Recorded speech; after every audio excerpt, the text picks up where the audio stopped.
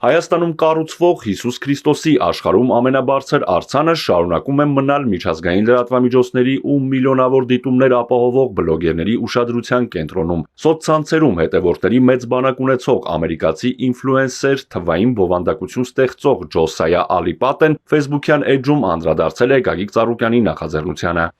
Հատիս լեռան գագաթին իրականացվող նախագիծն ամբողջությամբ ֆինանսավորվում է Ծառուկյան ընտանիքի կողմից, առանց որևէ պետական միջոցների ներգրավման։ Նախագիծն առաջին անգամ ներկայացվել է 2022 թվականին որպես հույսի և ազգային վերածննդի խորհրդանիշ։ Թեև այն ժամանակ աշխատանքները ձգձգվել են, բայց 2025 թվականին շինարարությունը կրկին ակտիվացել է և ներկայում արձանի տեղադրման գործընթացը շարունակվում է։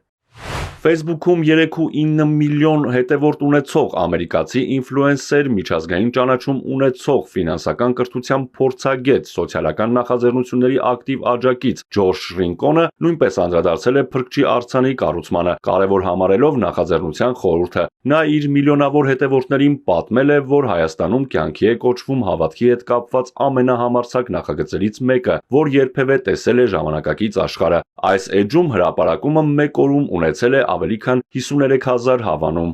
Հայաստանում վերհառնող Հիսուս Քրիստոսի աշխարհի ամենամեծ արձանը չի լինելու զուտ խորհրդանիշ, այլ կանգնելու է ի տես աշխարհին, որպես հավատքի ու համախմբման առհավատչա։ Սա թրենդների, զբոսաշրջության կամ քաղաքականության մասին չէ։ Սա ինքնության մասին է։ Մեր ժամանակներում, երբ հավատքը հաճախ մղվում է անձնական դաշտ կամ կարծես թե քողարկվում, Հայաստանն ընտրում է հակառակ ուղին։ Ուղերձը հստակ է։ Երբ մի ազգ արժևորում է Քրիստոսին, դրանով աշխարհին ուղղված հզոր հարց է բարձրացնում։ Հանուն ինչի ենք մենք պատրաստ ոտքի կանգնել, երբ հավատքն այլևս նորաձև չէ։